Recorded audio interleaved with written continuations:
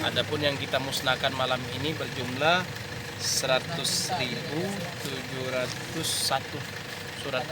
lembar surat suara.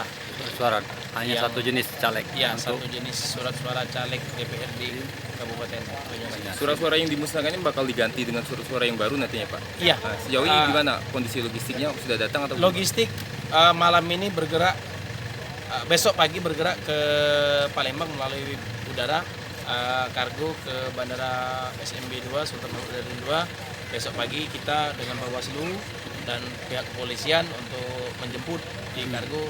Akan ada 2 sesi penjemputan pagi dan sore antara jam 10 dan jam 3 sore.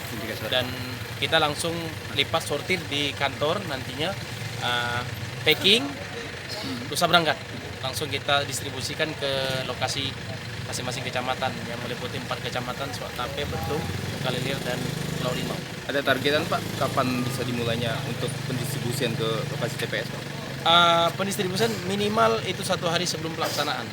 Jadi minimal pelaksanaan pada tanggal 27 April nanti pada hari Sabtu, dan kita sudah kerjasama dengan pemerintah daerah untuk membuat sejenis edaran untuk meliburkan sekolah dan perusahaan-perusahaan swasta yang bagaimana nantinya, karena banyak petugas kita di sana adalah guru-guru yang daerah-daerah terpencil. Jadi kita mohon kepada Bupati untuk membantu kita memfasilitasi, membuat edaran agar saat hari pencoblosan pemungutan suara susulan ini diulang dan diberikan dispensasi kepada guru-guru maupun ASN yang melaksanakan tugas agar bisa mencoblos dan melaksanakan tugas sebagai petugas KPPS. Untuk kembali ke pemusnahan ini, Pak, kita disaksikan dari pihak mana saja, Pak? Pemusnahan malam ini, pemusnahan surat suara ini disaksikan pertama dari Bawaslu, kemudian dari TNI dan Polri, serta partai-partai politik di Kabupaten Banyuasin.